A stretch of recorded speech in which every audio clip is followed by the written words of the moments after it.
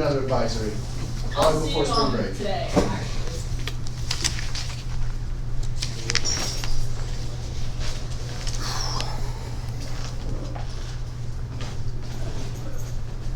I don't know how some people have so much energy. I don't know. I mean, some people just have energy, some don't. But the secret to energy is sleep. Yeah? I feel like I sleep a lot, but I feel like average energy during the day and no energy at night. Well, it's all about like schedule. When do you go to sleep and how do you sleep? Yeah, that's true. I'm sure that's And schedule is something I definitely need to improve. So. You do? Mm-hmm. Stay up late doing homework? No, homework is definitely not the thing I'm staying up late for. Just staying up late, probably playing games, that's all. Yeah, I've been there. Yeah, it's not good for my health, but oh well. A little bit.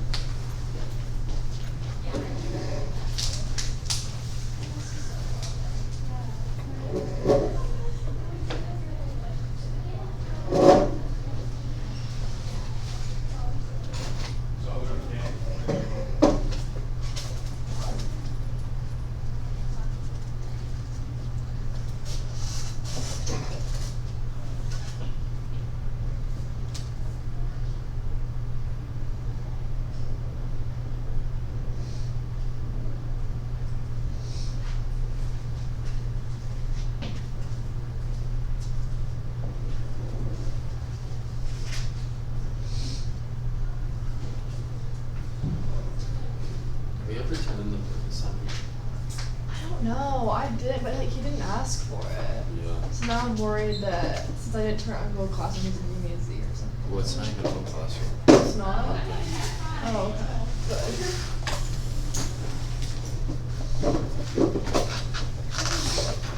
Yes. I don't know.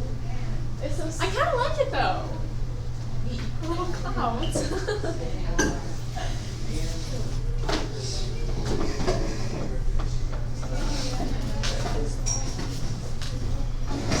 Oh wait, next class is in tomorrow. Is the test?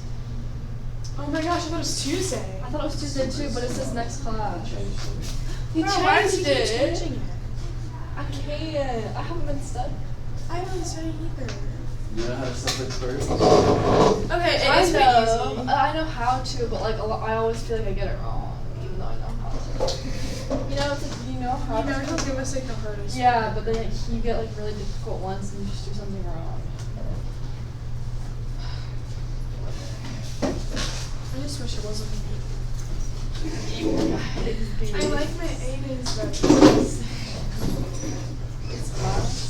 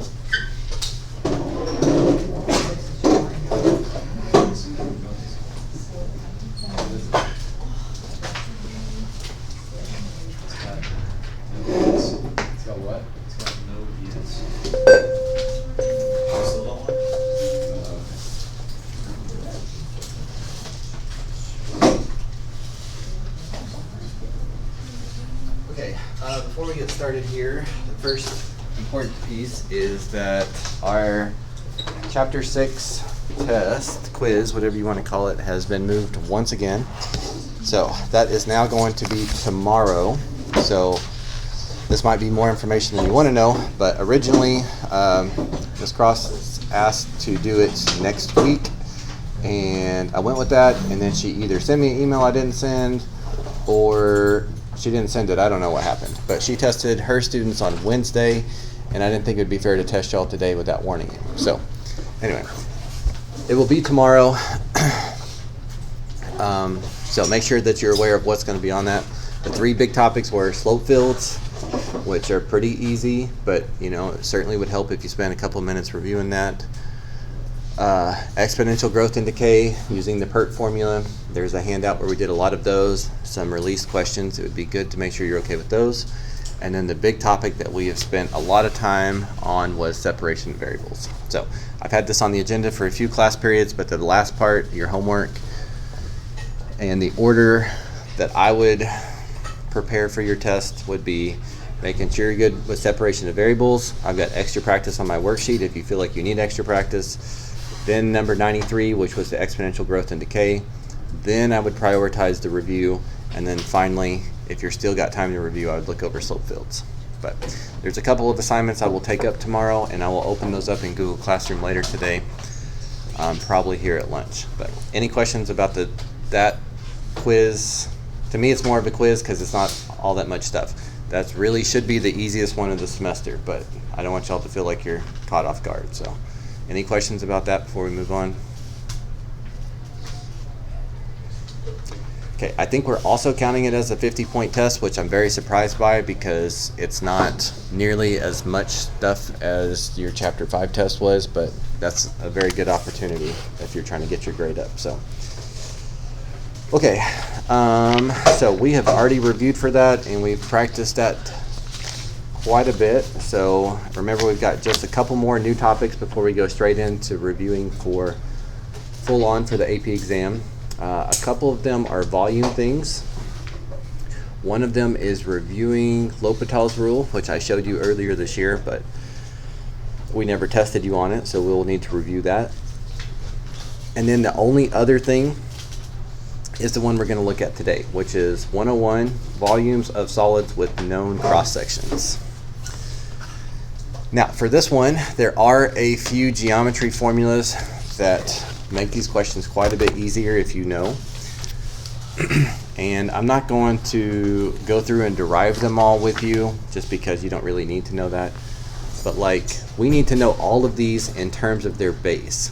So if you think of a square and you wanted to know the area, you're probably going to call this like S squared, but we're going to think of it in terms of base. So that. And again, it's not important that you know where they come from, but if you took half of a circle, you replaced the diameter with the base, plug that in, simplified. This is the one I wouldn't bother memorizing, by the way, but I want you to write it on here because some people think it's good. So the area of a semicircle in terms of his base. And if you really want to see where these come from, I don't mind doing that, but I want to go through the important stuff first. If you have an isosceles right triangle and the base is one of the legs, it would be 1/2 base squared.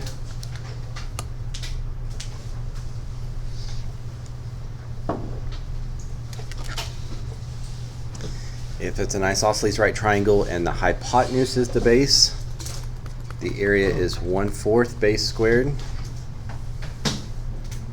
And I'll be honest with you, I don't memorize these very well. I had to redo them this morning to make sure that I was going to give you the right information, but you'll see why it will be helpful to know these couple. And then equilateral triangle, this one you may have seen before if you did honors geometry. Square root of 3/4 times the base squared.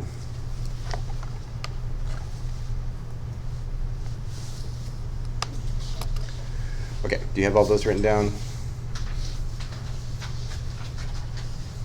Any of them you need me to put back up?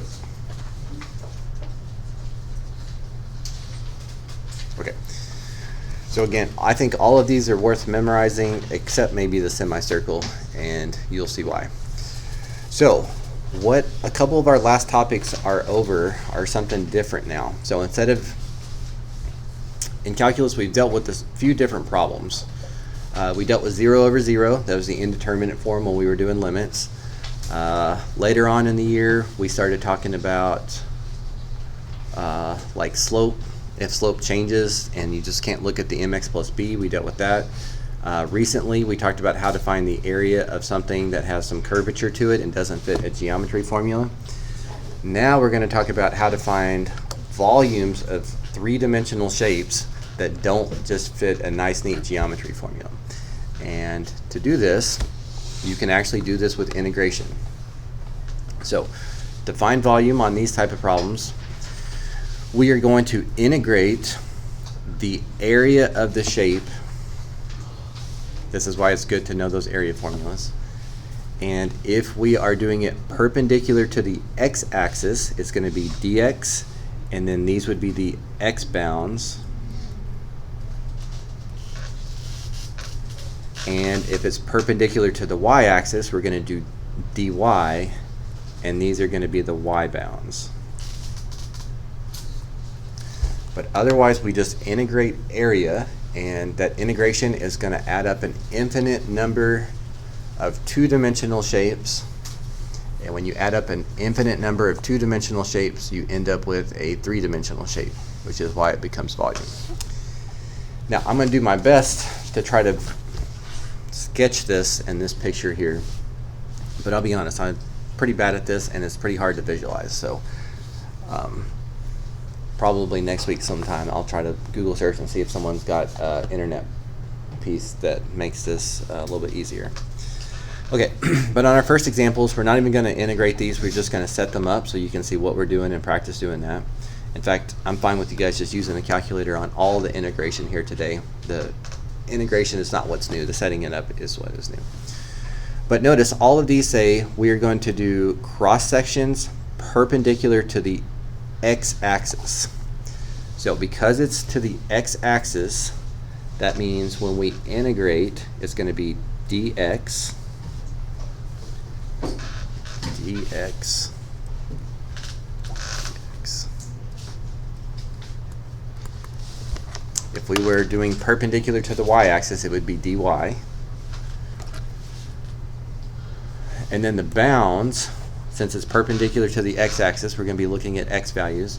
Now I know this is a little bit bigger than 3, but just for simplicity, we're going to say that it hits at 3. So all of these are going to be 0 to 3. The far left is 0 in terms of x, and the far right in terms of x is 3. Now, to find the volume of the shape that these things would make, all we have to do is integrate the area, and that's why it's good to know those area formulas on the front page. But when we say we're doing this with squares, even though my picture is going to be bad here, this is what you need to try to visualize so you can see what we're trying to do. If I drew a square perpendicular to the x-axis, and this square is sticking up three-dimensionally, here's one square. If I put that square and then I put another square next to it,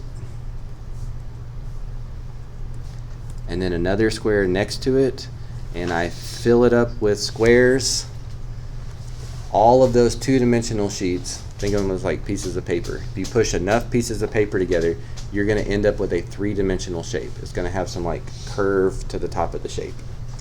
And that's what in integration can actually find the area of that for you. So all we have to do is, what was the formula for squares that we're going to use? Okay. And then with the picture here, even though my pictures are usually pretty bad, a quick little sketch, you need to visualize what the base is. This is the base length.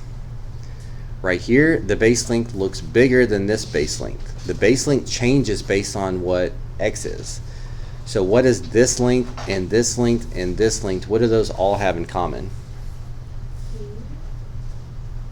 Okay, they're all going to be b, but what are they equal to? Very good. They're all the y value on the curve, which they tell us. So b regardless of what x is 4 square root of sine x. So that's what we're placing in place of this. We are integrating the area.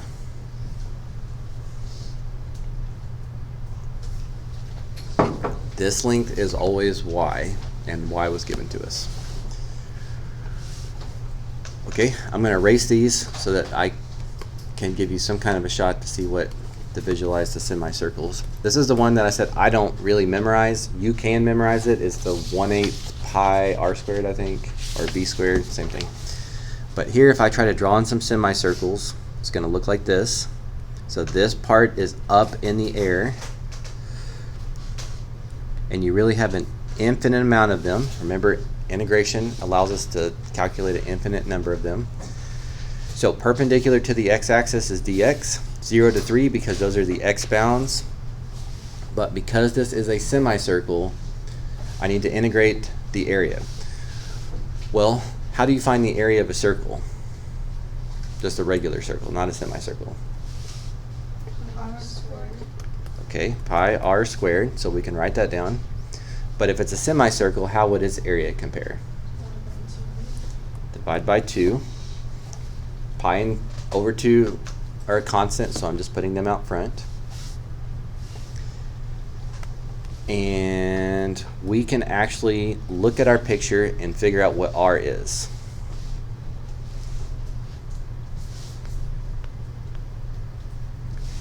So again, I know this doesn't look like a three-dimensional shape, but still drawing the picture gives you some clue of what. Here's r, here's r, here's r. That r changes, so it's not just a number, it depends on what x is, but it's always half of what? Half of what? R is always half the diameter. That's true, but I mean in context of this equation. Oh, the 4 sine. Right, if all of these lengths are y, and y is 4 square root of sine x, r would be half of that. You see how it's half of the y distance? So r would be 2 square root of sine x. So to me, with the semicircles, it makes sense to just do 1/2 pi r squared, look at my picture, and see what r is. But if you'd rather do the other formula, then that works as well. You just got to be careful with it. Okay, this one, the right isosceles triangle, there's 2 of these, so we're going to assume that they wanted us to do base is a leg. That's the more common of the 2. So same thing, even though my picture is not going to look very three-dimensional, I'm going to have to think about one of these links to get the area formula. So remember, an isosceles triangle has 2 sides that are the same. If it's right isosceles triangle, it needs a right angle. And we're drawing this perpendicular to the x-axis. That's what the directions told us to do. So if I do that, so here would be my little right angle. This would be sticking up, and it would be these sides that are the same. Up, and this is like a right angle. So it's a right isosceles triangle. These parts are sticking up in the air, which makes it a three-dimensional shape, which makes it volume. Again, I know it's impossible, basically impossible to see the three-dimensional shape that I'm talking about, but what was the formula for right isosceles triangle when the base is a leg? Okay, 1/2, and then what? B squared. Okay, the base squared. So here's the base. What is this length? 4 square root of sine x. Right, it's y. It's where it, whatever it's hitting on the function is y, which they gave to me. This is y, this is y, this is y. Any of those triangles I drew in there, would the base length would be y, which is 4 square root of sine x. So all I'm doing, I know it's hard to see and it's kind of hard to visualize what we're doing here, but I'm integrating the area and I'm using the area formulas from page 1 to assist me. But I have to put a lot of thought into what the base is. I'm using my picture for context clues. So equilateral triangles are square root of 3 over 4 r squared. So this picture is basically going to look the same, but if I try to draw in an equilateral triangle that looks something like this, all the sides are the same. So here's the base, here's the base. No matter where I draw the base, for any of these equilateral triangles, the base would always be equal to what? 4 square root of 7. Good. Why? Because that's where it is on the function, which happens to be 4 square root of sine x. So what this is really doing is it's adding up an infinite number of equilateral triangles from 0 to 3, where the base length is 4 square root of sine x. Since these lengths change as x changes, we need to have that in terms of x. Now again, you could plug that in. You'll have plenty to actually practice and compare numbers to, but we're just practicing setting up for right now. Okay, let's do the same thing on a different picture on the next page. So we're going to try to do the same ones. Square. Okay, these are still perpendicular to the x-axis, so they're still going to be dx, dx, dx, dx, because it's perpendicular to the x-axis. And because it's perpendicular to the x-axis, what are our upper and lower bounds for all of these integrations? Okay, because of this -2 and then this +2. X-axis, x values. So I'm just doing that part of all of these questions because I want you to see that part is pretty easy. That part's pretty quick. For all of these questions, you need to know the formulas that you need to be using. Square is base squared. Semicircles, I would just recommend you don't memorize that one. We'll just walk through that one. This one we're going to do when the base is a leg again, because it didn't specify. There's 2 different ones. And that one is 1/2 base squared. I think I need to double check. Like I said, I'm not very good at memorizing these. Yep. And equilateral triangles is square root of 3 over 4 base squared. So if you memorize those couple basic ones, then where you just have to slow down is what is the base length. So now I'm going to try to draw in a couple squares to help you see. So imagine this is a square and it's sticking up. This is 3-dimensional. Here's another square sticking up. Here's another square sticking up. We're really filling this completely up to make it all fill in and be 3-dimensional. But now, here is the base length. This is the base, or this could be the base, or this could be the base. You need to see that the base length changes depending on what x value you're looking at.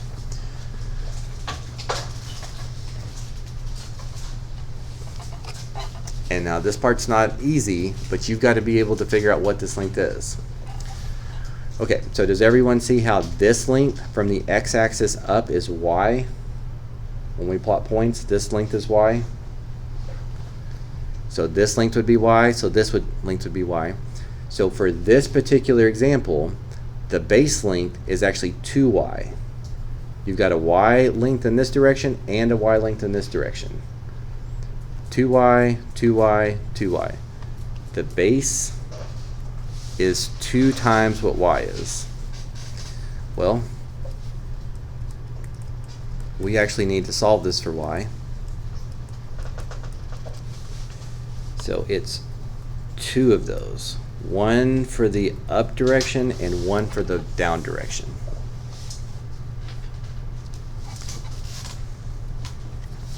Base squared, and the base, I had to think about the length. That's why I sketched a few in.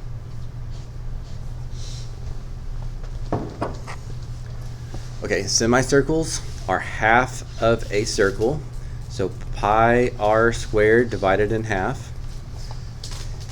And so the part you're going to have to slow down on here is how big is the radius in this context, in this problem.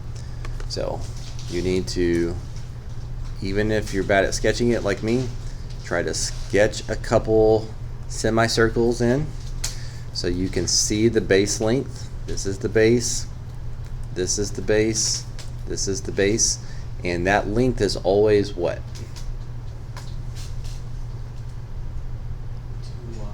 2y. Y for this distance going up, and so same distance going down. 2y makes up the base, 2y makes up the base, 2y makes up the base. So in place of r, we're going to put 2 times what y is equal to. So if you integrated that, you would have the volume of that shape. Okay, right isosceles triangle where the base is a leg. So picture looks a little bit different.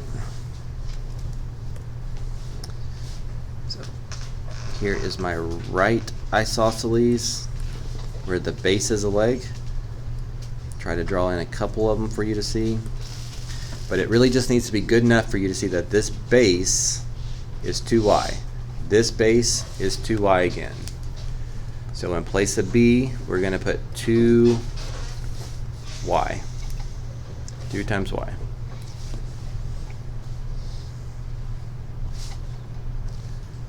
Okay, and if it's equilateral triangles,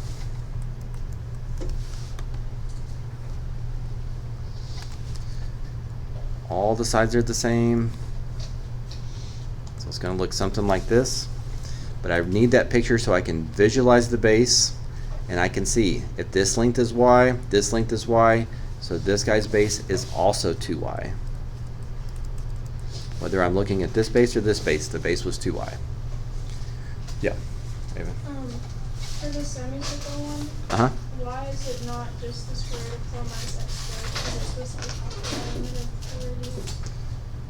Well, but when you're drawing the semicircle, it's not, so there's 2 different circles. There's the circle that you're doing for this question. We're not changing that.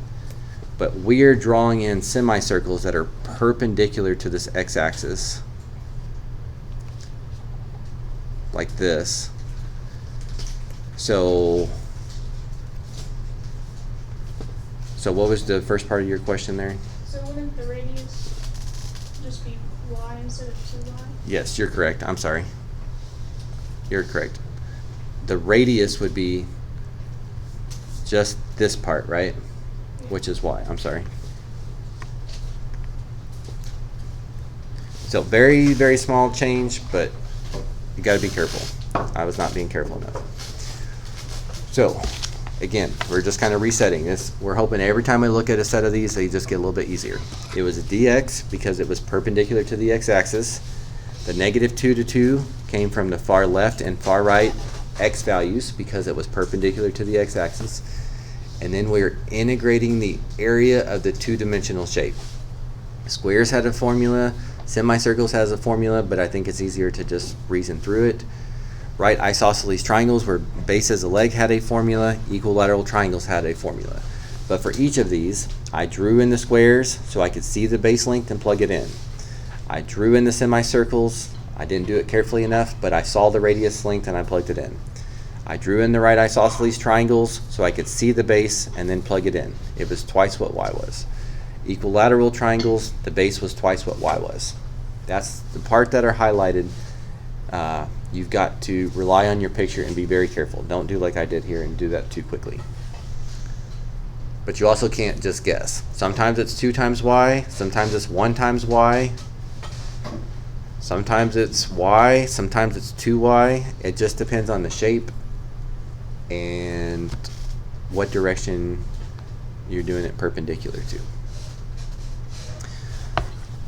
Okay, so let's look at one more together, and then I'm going to ask you to start trying some of them before we go over them so that you can start to see where your hang-ups are. Okay, so the base of a solid, and the next several questions I do have the answers over here, so you will want a calculator. Unless you want to integrate it by hand and you want the integration practice, that's great. But again, I'm not interested in you doing that today. But when you think you have it set up, if you don't get that as an answer, then something's off. Okay, so the base of a solid is bounded by y equals cosine x. The x-axis And from negative pi over 2 to positive pi over 2, cross sections perpendicular to the x-axis are squares. Find the volume. Okay, so I want you to tell me, I want to help you see how to dissect this. Because it's cross sections perpendicular to the x-axis, what should that tell you about what to integrate?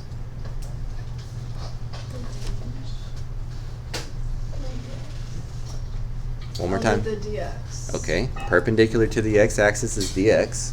Perpendicular to the y-axis would be dy. Because it's dx, what are my upper and lower bounds? Okay, the far left x and the far right x. Because this is doing cross sections that are squares, what's the area formula that I should be using? Base squared. And then the last thing you need to think about is, what would the base be? Well, I don't know.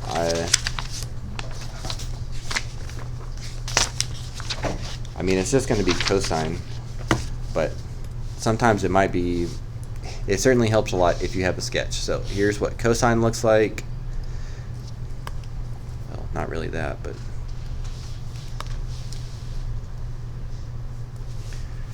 and from negative pi over 2 to positive pi over 2, if you need a visual. So if I try to draw in my squares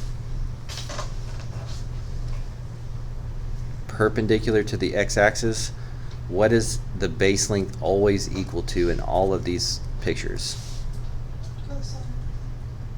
Okay, before cosine. Oh, y. Right. The distance from the x-axis to the point on the graph is what we call y. It's just that y happens to be cosine x. So if you can do that without a picture, great. But the picture sure makes finding out the base a lot easier. Claire, did you have a question? Okay.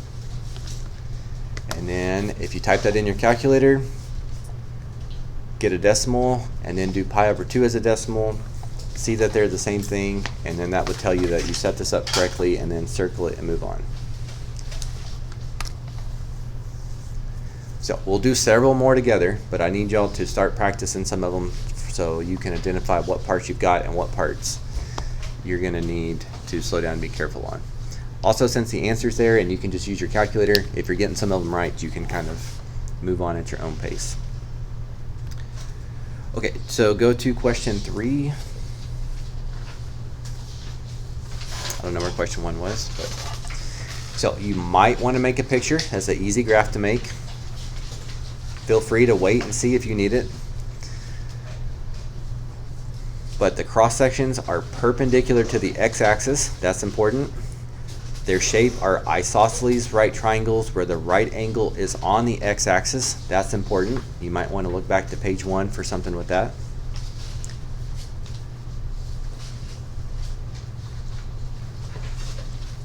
And try to set up the integral that you think would work. So let me give you, let's say 2 minutes. Some parts should be pretty quick. Some parts you might need to slow down and try to be careful on. But then I will walk you through it and help you figure out what you didn't consider.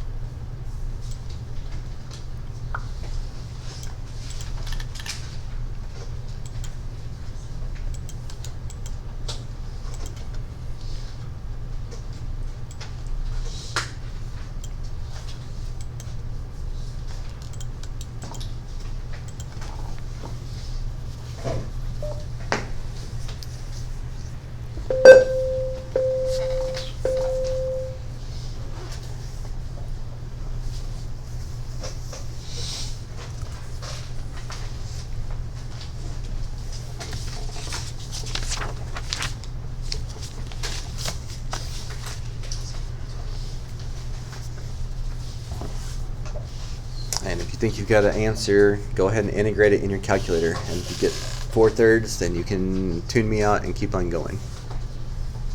And if you don't get to that point in the next 30 seconds, then you'll need to follow with me so I can help you get unstuck.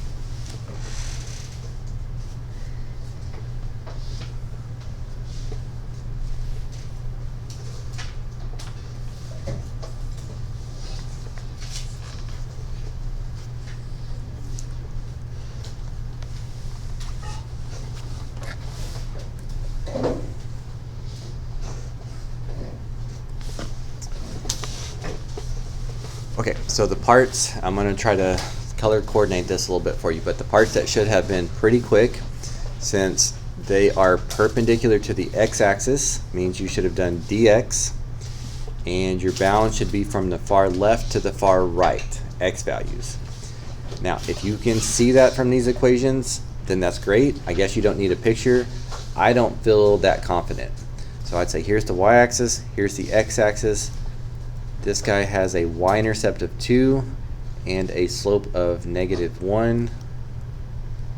I would do a quick sketch so I can see the far left and far right x values. That should be the quickest part. Even if you had to graph it, that should be the quickest part. The part that you probably can't do yet, but you need to do before our last test and for the AP exam, isosceles right triangles where the right angle is on the x-axis. So like that. And so that's on the front page, and it's certainly, you don't want to try to figure out that formula in the moment. Isosceles right triangle where the base, okay, so the base would be a leg here. So that would be 1/2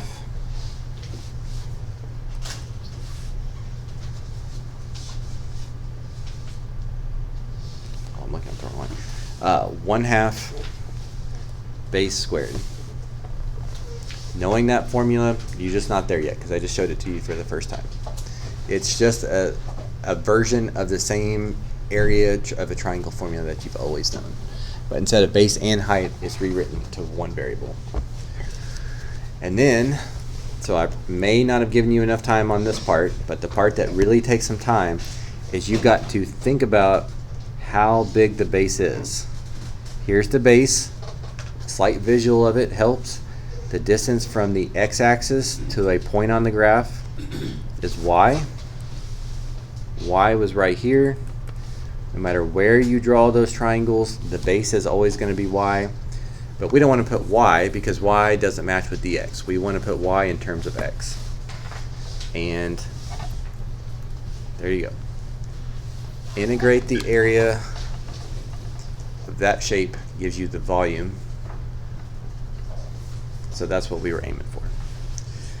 Okay, let's try to squeeze in one more, or at least practice one more before lunch. So start question 4.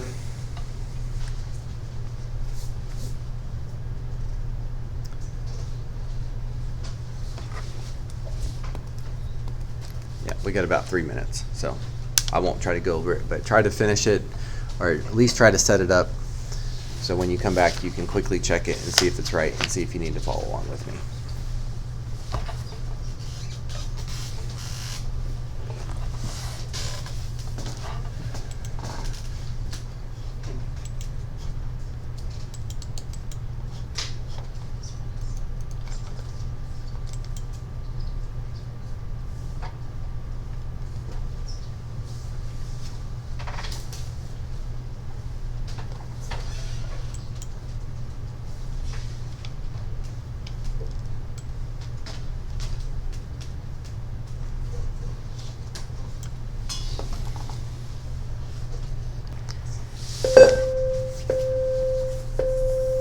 And then I will go over it with you to help you find your mistakes. And then I'll let you get a few of these done. Now in the end, just like the area between two curves we did last class, You will be responsible for finishing this at some point. I'm not asking you to do it for homework tonight because this stuff is not on tomorrow's test, quiz, whatever you want to call it. So I do want you to use your class time. I want you to get as much of it done as you can, but at some point I am going to ask you to go back and finish the rest. So just, it doesn't not need to be done between now and tomorrow. Will we get a calculator tomorrow? On the test, one question allows a calculator, the rest do not.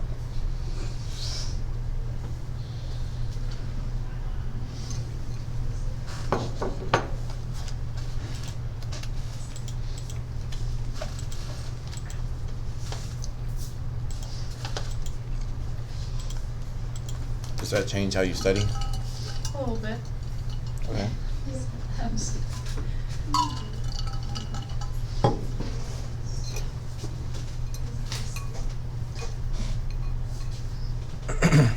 Oh, overall, non-calculator questions are usually easier for students. I mean, it seems to be that way. Calculator questions can sometimes be very difficult because they expect you to be able to do all the arithmetic and stuff in the calculator. And all the solving and all that kind of stuff.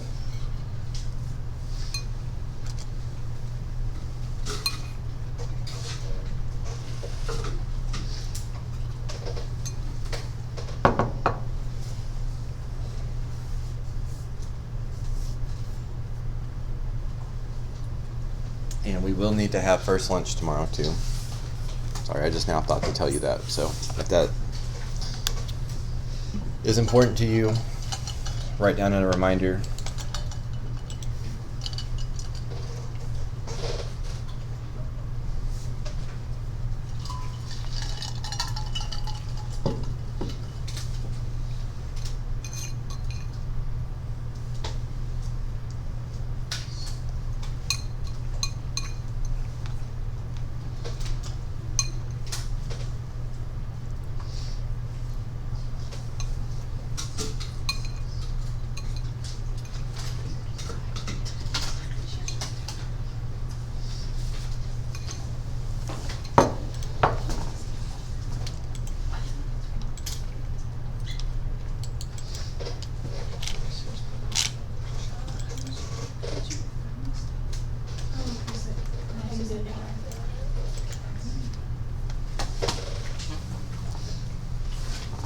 Of course, if you have your calculator do the integration and you're getting 8/3, you can go back to the other page and move on.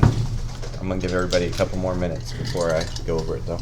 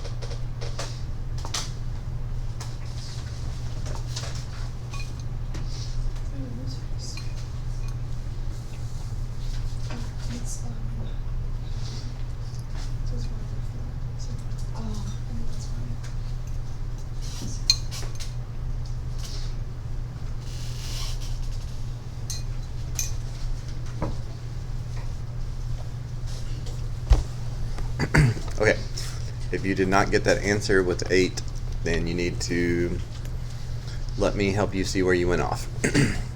Alright, so as soon as I read this, I know it's dy, so I'm going to write that down before I forget it.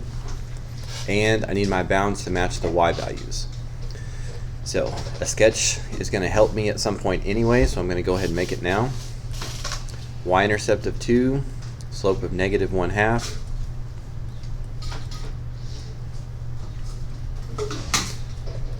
Your bounds are not 0 to 4. That would be if it's perpendicular to the x-axis. Your bounds are 0 to 2 because that's the y values. that trap in that shape.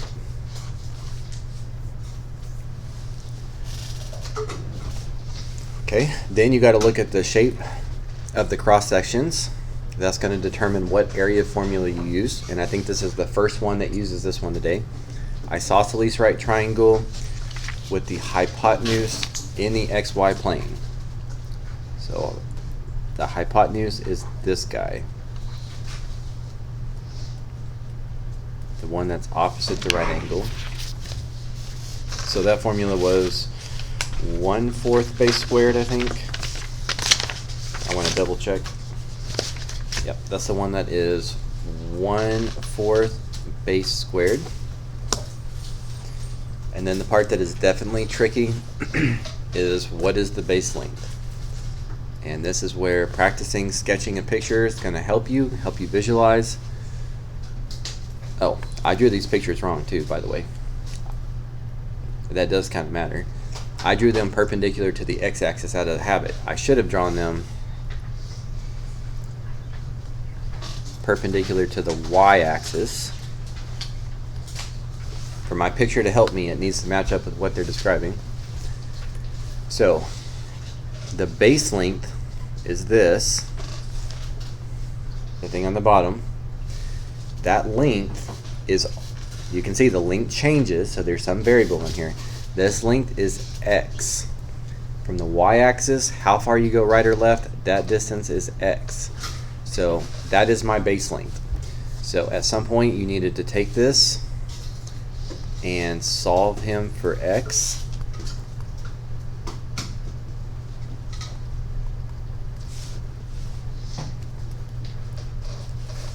So multiply everything by a negative. Multiply everything by 2. And x is negative 2y plus 4. But you can't leave this saying x because you need these variables to match. If it's dy, you want your integral to be in terms of y, not in terms of x. So your integrating area, the formula you can learn, you can memorize before the AP test, before our test. That's not that important, but you have to know why it's dy, you have to know where the bounds come from, and you have to see how the picture helps push you in the right direction to calculate the base. Because that is not, without a picture, I don't know. Maybe you could get lucky, but it's pretty tough without a picture. And of course, good idea to check it. So if you plug that in, you do get 8/3. I checked that for myself earlier today.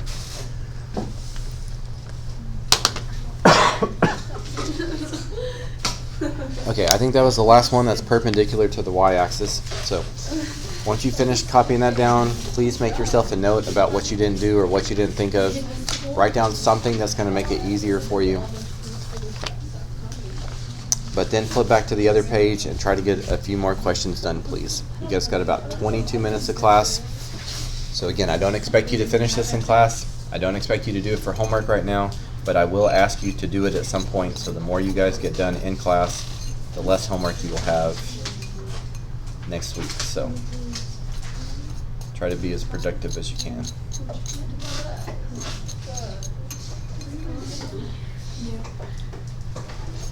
And of course, if you have questions, then please ask. I'd be happy to help.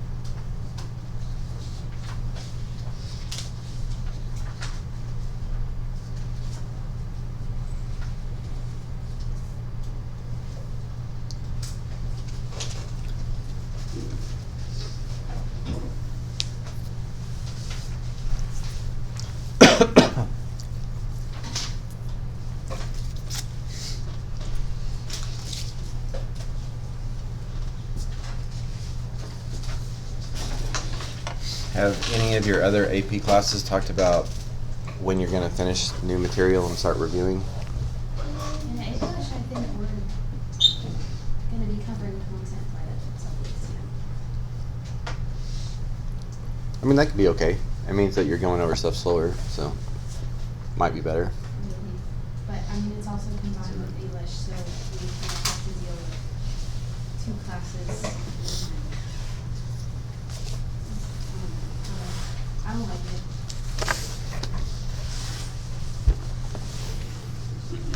What about chemistry or AP Stat or? I think chemistry we're getting like 3 weeks. So like not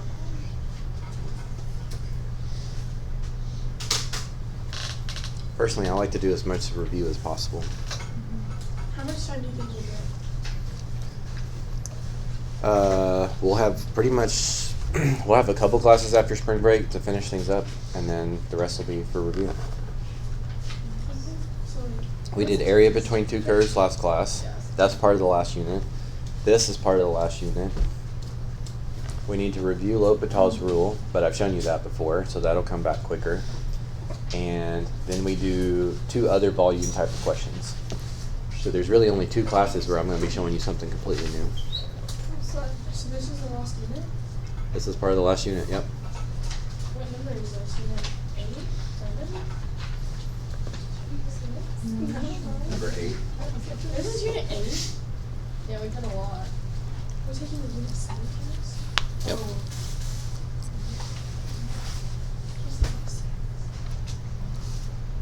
That doesn't seem to sit well with you. No, I don't know, I just remember skipping numbers. Wait, so we're taking the unit 6 or 7? 7. Unit 7 is the slope fields, exponential growth decay, and separation of variables, And then we'll go right into unit 8. This is which we are now almost halfway done with Unit 8. Unit 8 is area between two curves that we did last class, volumes from known cross sections. Yeah. You need to practice both of those a little bit more. We're not going to finish this one. You didn't finish the other one. Review L'Hopital's rule, and then 2 other volume type of questions. So that'll be 2 days of new stuff. So So like About- unit 7 quiz is basically like the unit 7. Because after every unit, I think as like we have a test. But since Oh, it's we're a just doing quiz and quiz. like, oh, we're not done with well, you unit can call it a 7 yet. test. Yeah, you can call it a test because we're getting points for a test. Unit 7 test. It goes into the major category of your grade. Yeah. 15. I think of it more of a quiz because it's a lot less stuff. Like if you compare the chapter 5 test to the chapter 6, like chapter 5 had like 5 times as much you had to know. Yeah. But as far as your grade's concerned, they're pretty much the same. I feel like I did this wrong. Yeah, I didn't do that wrong before. I'm sorry. Wait, do you? I'm sorry. I did The that. do you mean? You got the sketching. answer. Sketching. Oh, I see. Sketching. Don't judge my heart. It's such a So should I sketch. do like this? Yeah, okay, so when you do this, it's perpendicular to the x-axis, but it goes all the way through it. Oh, okay, like Like like this. Yeah. Wait, so how would you do this one? A rectangle much like this on the base. Yeah, And so on the like height. they'd be long ways, like Yeah. takes, so like just go down. Yeah. So whatever, if this is your length, and your height is twice as much, you need to try to make it look like he's taller than he is wide. At some point, guys, Here. I did mine sideways the other way, but Okay. Well, then it basically be this one. Because that's like. at some point you actually need to like work on getting over here too though. oh, it just What? says radius of 5. It sketched. It says sketch the base, and then it just says radius 5. So I didn't know you. Like there's no Oh. equations. So I Maybe said, that's like oh. on the back. Yeah, that's on the back. Yeah, but it doesn't give you Okay, numbers well there. maybe not on those things. I might do that. Oh yeah, that one. Yeah, I think this one is sketchy. This Well, one. that one does too, doesn't it? It just says radius of 5. So how many do you actually? Circle, like origin, radius of 5, that's enough to get an equation. You don't know the equation of a circle? But then you don't know the. No, I probably do know. Then you don't know the bounds. Area. Pi r squared. That's the area. Oh.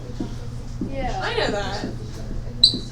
Yeah, Yeah. need this for the ACT. That looks familiar. H- And the ST's been 2 years ago for me now. HK is the center. So if it's at the origin, zero, you've got zero. x squared plus y squared. Uh-huh. R is the radius length. Oh. So that would be, your equation is x squared plus y squared equals 25. Oh, okay. So I need to get this done. No, that makes sense. Okay. So this picture is basically the same as. Oh, I didn't know that. Well, yeah, he said But now it's like she should needs be some two inches on his width. It's like Literally. I actually have bigger. 15? It's gonna be so. But no way. Oh.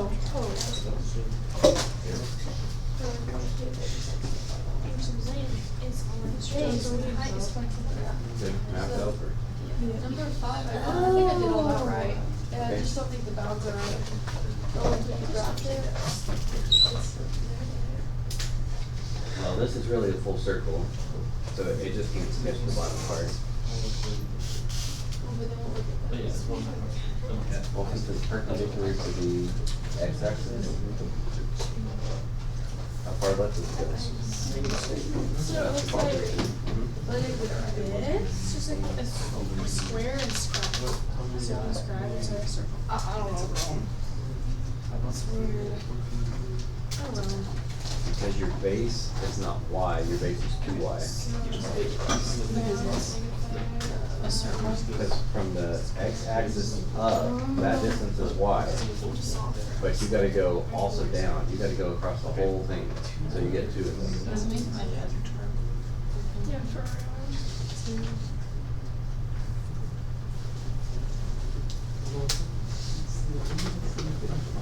What was the radius, 3?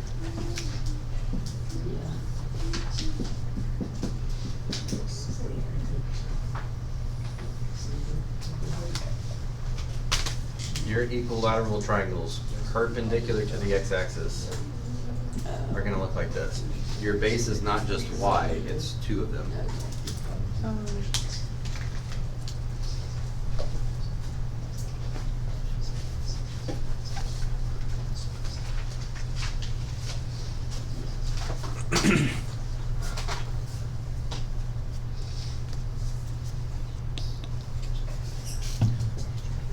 I can't believe y'all are not impressed that integration can find volume of these strange looking 3-dimensional shapes. So are they Yeah. like, are they like? Yeah, if we understood them, so when you say 3-dimensional, which part is, which, like, Like this is sticking up. This, oh, it's frozen. This gray, this is sticking up in the air. but like Like just towards straight, us. like a pyramid? Kind of, yeah. If you drew in 1,000,000 of these, Oh. And so is it the other direction too? Like 3-dimensional? But isn't this just a triangle? triangle's 2-dimensional. This is a 3-dimensional shape. All of this is like the bottom You area. of the shape. This is like the left side. Over back here is the right side. This is the front. It's a 3-dimensional shape if you do that. If you stack an infinite number of triangles, push them together, you're going to get a 3-dimensional shape. That helps me to visualize this more. Yeah, like I said, the pictures, my pictures are not the best. I will try to Google search and see if someone's got a better picture. Oh, that's why these are like rectangles. Yeah.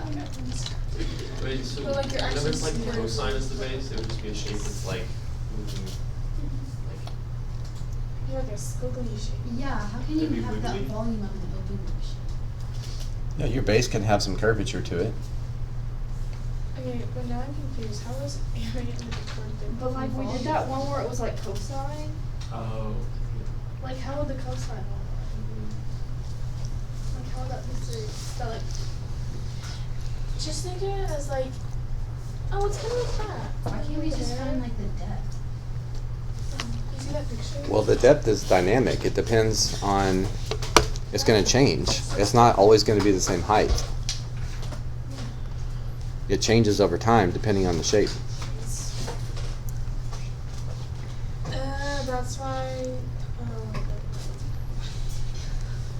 Okay, so here was the cosine one. So Yeah. we restricted it from negative pi over 2 to positive pi over 2 because the question told me to. Yeah. These were squares, and again, I'm trying to draw them to where they're sticking up. These are straight up and down.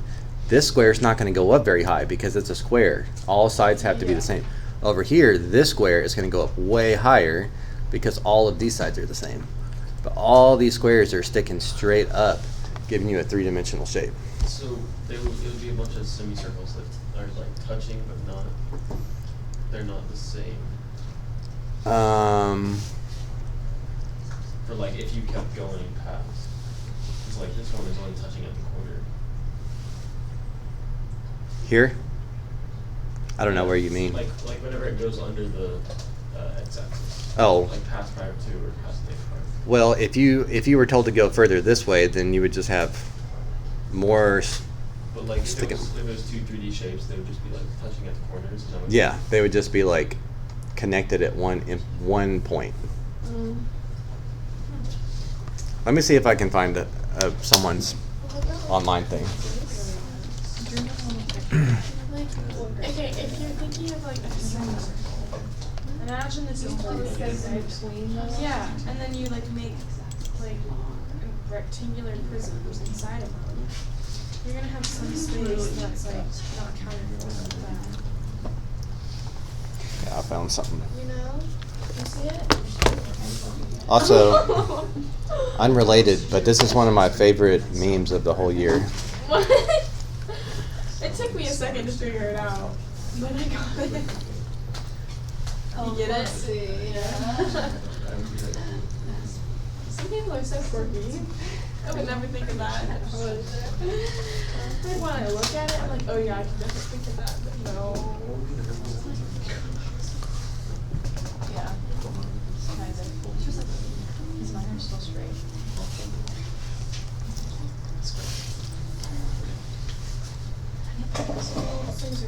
This first one. Okay, yeah, but see, like, the bus is leaving at 1. Oh, fancy. Okay, so if we had cross sections that were squares, I don't know what part of this. Oh. There's a square drawn up in 3 dimensions, but that's just one of them. So if you squeeze another square next to it and another square next to it, there's a second one, there's a third one, there's a fourth one. If you were going further, you see all those squares? Integration does an infinite number of them. You end up with a 3-dimensional shape. Oh, wow. You're adding up an infinite number of squares. Okay, wait, try the triangles.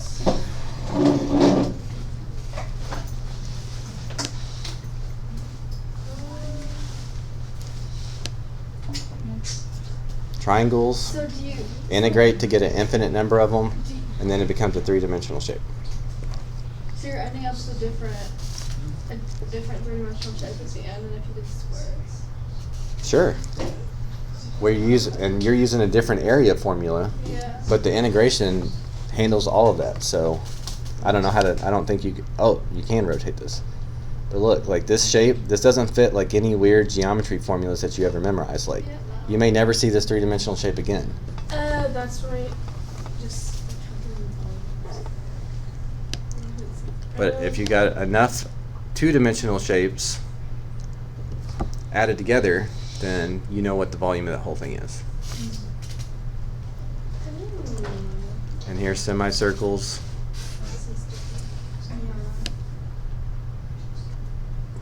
A couple.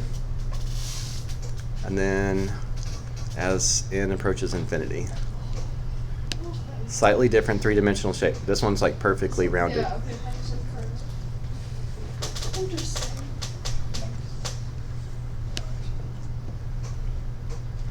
But that's when you're given 2 different lines, right? Yeah. So what about when you're just given 1? What do you mean 2 different lines? there's a Like- You have the red and the blue. line. You have the red and the blue. You're doing it in between. So what if you just had I don't know if I can. This is not my thing, so I don't know what I can manipulate on here.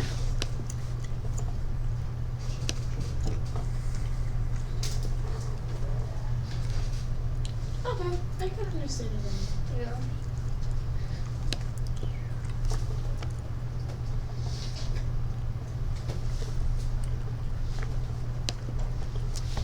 Delete.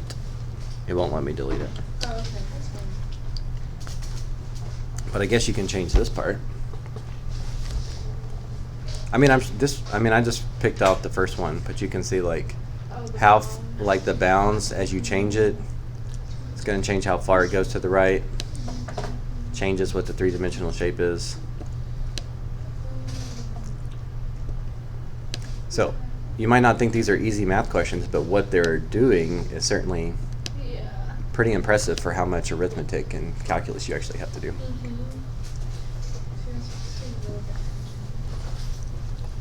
All right, we have about 4 minutes. I remember this. So just to be extra clear here, you do not need to finish this between now and tomorrow.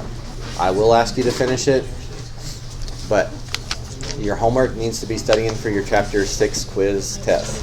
Make sure you're comfortable with separation of variables first. Use the extra practice on my website if you need it. Review exponential growth and decay, number 93 in your binder. Review your test review, number 95. And then if you still have time, review 91 slope fields. I will open up a couple of those in the Google Classroom because I do need to give some grades. There's like a book assignment I need to give you a grade for, and the test review I need to give you a grade for, and maybe something else. So make sure you bring your binder with you if you don't submit those on Google Classroom this evening. Can you post a worked out solution to number 4? You got it. Is there not one on the website yet? There's an answer, but it's not like Number 4. yeah.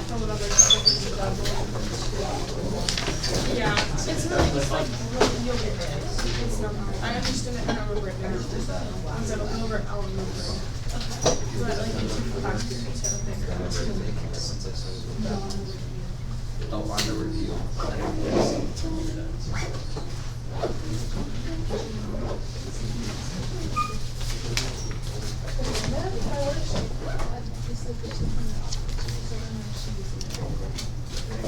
Oh, about sectionals? Oh, no, she's. Yeah, 'cause it- Actually, I remember what it was with that one. I think it's just no one catch up. There's not a lot of, How to deal with capital value sign. a lot of Question 4, if you separate and integrate, what's your I left think that foot? one was good. I One feel of like the but I really didn't go Tuesday. I don't know if I told you that that's where it came from. Honestly, That's not but like, we literally have one more meeting to go for off for 2 weeks. So I'm trying to think to go, but then again, like, half the stuff's like. You bring your own computer mouse? Yeah, so like, it's like, Oh, you have to. like, up like digit.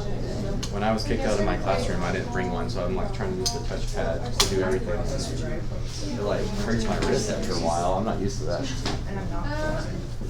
They are up in space. I'm not. Well.